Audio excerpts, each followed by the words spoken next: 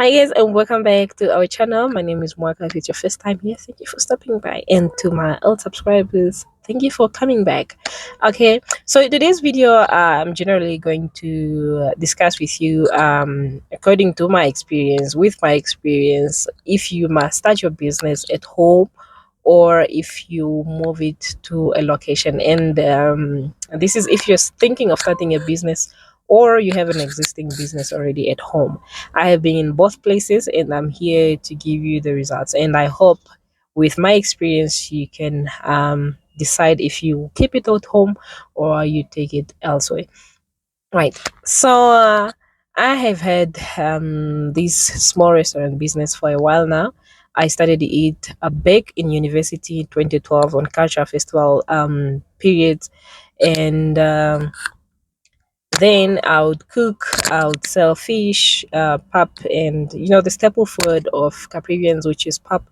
5 years, some vegetables that we call 5 years because it can literally grow for years to come.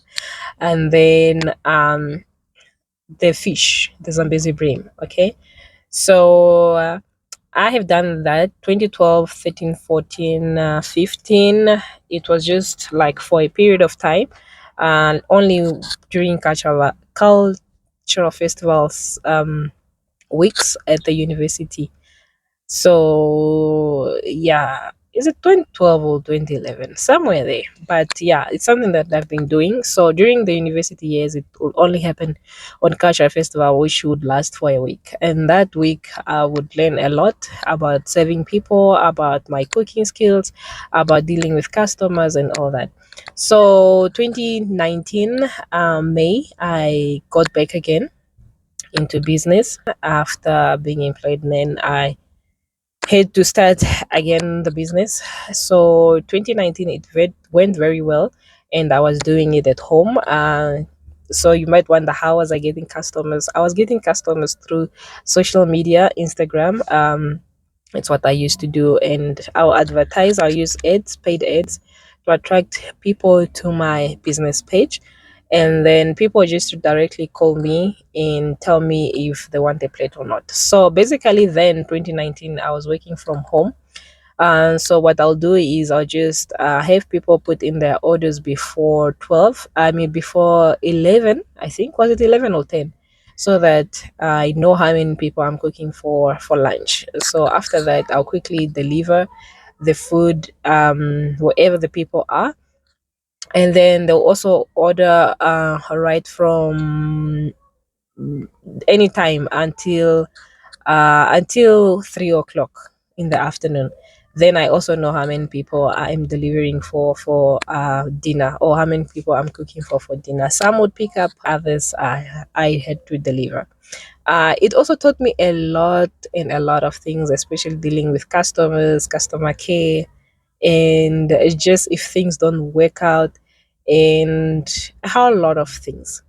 So, with that background story, I'd like to share my experience on running a business. Running a business at home, it's a very good idea. Most importantly, if you don't have funds to pay for rentals and everything. Okay, it's good to start home. You're flexible. You can also get the help that you need without even hiring anybody. I remember I hired my husband without me knowing, without him knowing. Like, we were literally now doing deliveries together. Or I'll send him to go and deliver this place if I'm late and I'm also taking another direction. It was all nice, and also the profits, they come in and you just decide what you're gonna do. The problem comes now if you have now to calculate your profits. How do you calculate your profits? Because now you don't know how much electricity you're consuming,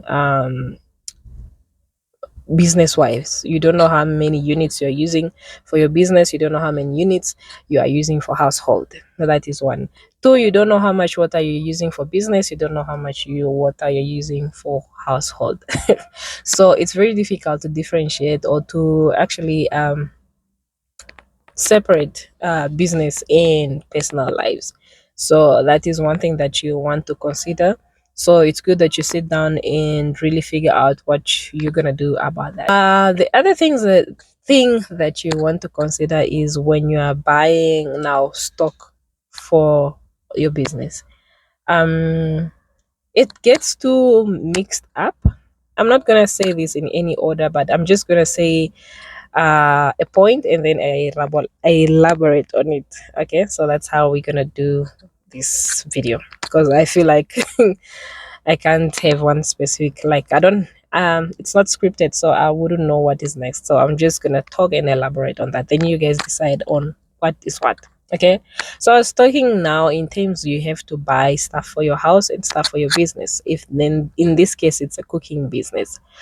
How do you know these tomatoes that I'm buying are for the business? And how do you know these tomatoes that I'm buying are for the house? How do you know the salt that I'm buying is for business or this salt is gonna be for house? So they get a whole mix up. Your salt is supposed to last you a month if it's for household, but now because you're gonna use it for business, it turns out to be just 1 month. Or that is, I'm just this is general, okay? You get the idea, right?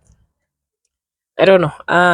It's a bit dark now. It's in the evening, so I'm just from work and I just decided to sit down and like talk to you about this because I see a lot of people also get confused if they should start their business from home or not. And another thing that I also wanted to mention was it's also not safe, and sometimes depending on where you are, if you have to run your business from home, because now people know where you stay, which is something that might not be very good idea. uh Not everybody should know where you stay. There's some crazy people out there. So you also want to be careful on that one. Another thing that you want to consider is now if you have to employ people, now the work becomes too much and you are overwhelmed and you're thinking of employing someone or adding to your team. This is where it becomes difficult because now, again, like I said previously, not everybody should know where you stay. Not everybody should know what you eat or where all that. So it wouldn't be a very good idea to have some random people who you do not know to come and know your personal life. Not really personal, yeah, but it gets personal because now they get to know. Um,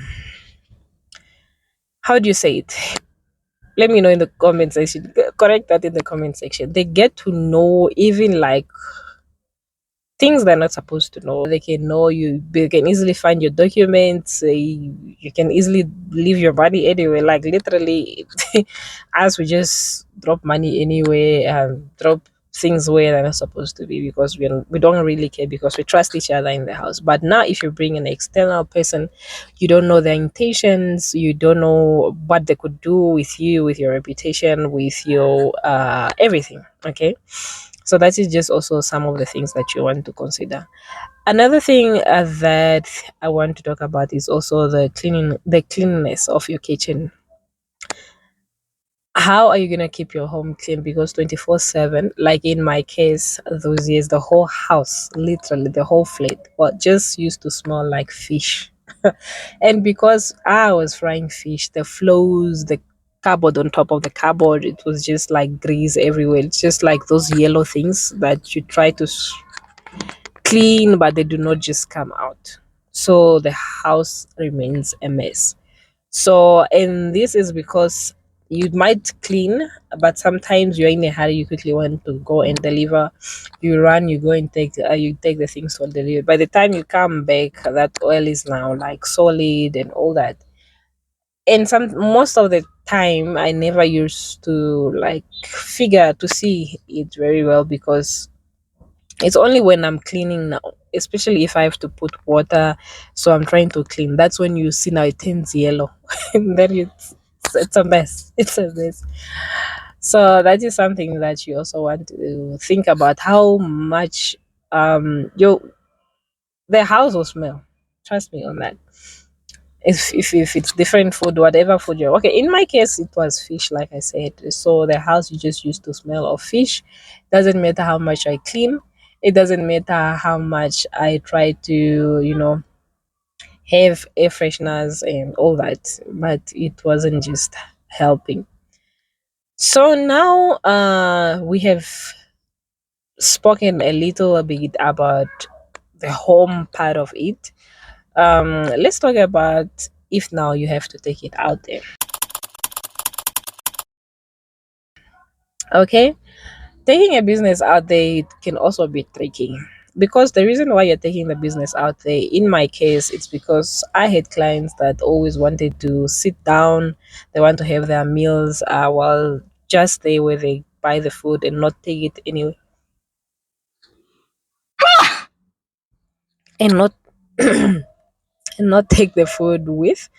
So that's one of the reasons why I was also considering to get a place, because my customers wanted a place to sit and have somewhere to sit.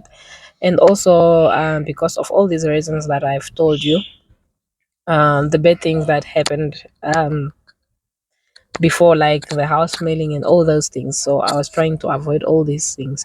So that's why now you want to move your business to a specific location where people will actually know you, that this is where, if I want pap and fish, this is where I can get it. Okay, because also with doing business at home, especially if you are renting, today you stay in Commersdal, tomorrow you are in Oshimise, the other day you are in Glenvinduk, the other day you are in Academia. So clients can't really follow you around, a lot like that. So it's also becomes a bad thing for your business in a way. So that's why you want to consider having a location. The first thing is rent. The rent. Can you afford the rent? Will you be able to afford that rent? Because it's good. You'll be making your business, you'll be leaving home, you'll be flexible, and this will also put you in a mode that you are working, because now you get up at a specific time, leave the house at a specific time, go and work, come back home at a specific time. So it will feel like you have a 9 to 5, if it that really matters, but it will make you feel like you are doing something. It will make you feel like your business is a business. You'll not take it as a hobby. So that's also one of the things that I love about having a place where go and work. And the second thing, like we've mentioned earlier, it also helps me separate my business from my home expenses, right? But now the big questions, like the big question, like I've said earlier, is the cost. Can you be able to afford the rent and all the little cost that comes with with renting or with owning a place? Because again, I tell you, ne, the first time when I started this, when I got the place where I am in Soweto Market, there's a lot of things that I didn't realize that I didn't have, because now I had to move there. I literally had to take pots, plates, spoons, everything from home to take on the other side. So that is something that you must also think about. And also now, if you have a theme that you want to use for your spoons, decors, and what, it means that you have to go and buy. It means that you also have to go and buy. Okay, anyways, the takeaways, even at home, you need to buy takeaways. But now at the shop, you need all these things. You need, if this shop doesn't have a stove, you need a stove, you need a fridge. Those are things that were pulling me back the past. Okay, let me just say this year 2024, those are some of the things that were just pulling me, and they were just putting me in depression, because I'm like, where and how am I gonna get a fridge right now? And yes, there's a fridge at home, but this issue of taking meat every day from the fridge, taking what every day from the fridge, was also killing me. Hence you saw me celebrating when the Coca-Cola cooler came in, because it was like -1 problem. Now I can also add cool drinks to my menu, and that you might not be able to do at home if you stay with a lot of people. At home, someone might just come in the fridge and just open a cool drink without knowing that is for business. So those are some of the things that you can sit and just evaluate. If you're not sure, you can just always rewatch this video to just go through, because I apologize again that I can't put this like in bullet form, but I'm just randomly talking from experience and comparing the situations. So yeah, When I had the shop, it was also just open. It just had a sink. So I had to invest in a lot of things. I had to get a stove, I get to a cooler like you saw. I had to put I had to get tables. I had to start with a hot plate, remember? I had to start with a hot plate. I needed to get a table. So all that money now that you are putting in investing and in making that place functional, it's money that you're supposed to make profits. It's money that you're supposed to spend on another thing. With getting a place, it's the fact that now you also have to be moving up and down from home. Like we said earlier, you said you are now flexible, you have a job, you are like going to work, right? But now getting up and down doesn't it comes with taxi money or fuel expenses, because you can't walk. Okay, unless you are staying nearby, then you can walk. But in my case, yeah, in my case, like the perfect example is to choose between getting that $100, putting it in my car as fuel, or getting that $100, putting it on my meter box to get electricity. So decisions like that need to be made. And it's not easy decisions. It's not easy decisions, because you cannot say even like, no, I can get $50 electricity, $50 fuel. It doesn't work. It doesn't work. The cost of fuel these days, it's expensive. Even if you have to decide to say you take taxi, you'll just take taxi for 2 days and that's it. At time of editing this video, I just thought I left out an important aspect, which is the part where I am talking about making decisions. Is mostly probably end of not end of the month, but mid-month. Mid-month, I hardly have clients. Even end of the month, I hardly have clients at this time, at this point of time. So basically, what I have to do, I have to make these decisions. So I might get 2 3 clients in a week, and that is it. The next week, maybe not even one client. So that's just how difficult it gets at the point where you are still studying, you are not yet established. So that is what I'm trying to talk about at this point.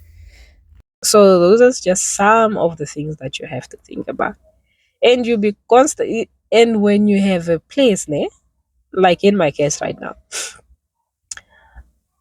I haven't paid some months. I still owe like rent, to be honest with you, because it's not every day you're making profits. It's not every month you're making profits. And when you are making and you're selling, when if your business is solely relying on one product, it's a very, very big problem. Like in my case, what makes it worse is I sell like a delicate, like I don't even know how to explain it. It's something that you can easily get. So I come from, where this fish comes from, it's over 1.5 kilometers from where I am. So 1.3 to town, depending on which side of the region where I'm getting the fish. I need to pay for all the logistics. I need to pay for all the cell phone bills to get everything done until the fish is here. I need to pay for transport until the fish is here. And these are some of the things that clients don't understand. Like when you put a price, they want to complain and all that, or negotiate. It doesn't work. It doesn't work because it's a lot of work. So my business rely on fish. And lately, when fish is like now very scarce, now it's a struggle to get fish. People are not showing up. People are not showing up for the last 3 4 months that I don't have fish occasionally, like every week, constantly, like I used to before. People have forgotten about, not really forgotten about me, but they've no business with me, because the only business with me is fish. That's all they want. So if there's little fish that comes, I think one of the biggest mistakes that I do now is just to sell it off raw, because it finishes early. Like within 2 days, it's gone. But now the problem that I just realized today is I need a way to keep my customers around, because if I sell all the raw fish, then it means that I don't have clients for the next 2 3 weeks until I get fish again. So I don't have walking customers. So it means that the rental place, it's now running on a loss. I'm not making money daily. I'm not making money weekly. So it becomes a problem. So it means that I have to Zula for fuel. I have to Zula for electricity. Whatever I'll be cooking will be going to waste. Had 80% of the time I come back with the food home because not everything was bought, so we eat that. So now you see we are eating the business food and the home food is not being eaten. So it can be a bit of a big of a balance. So yeah. So yeah, it's it's something to think about. It's some of the things that we need to sit down and think about. So hopefully you'll be able to understand where you stand now. If you want your business to be more of a home-based business, or if you want to have like a place where you want to rent and do your business. Let me know in the comment section now that we have discussed all this. Which one would you go for? Would you start your business at home? Will you continue with your business at home? Or still you rather get a place because tourists or anybody will find you on the streets? Please let me know in the comments.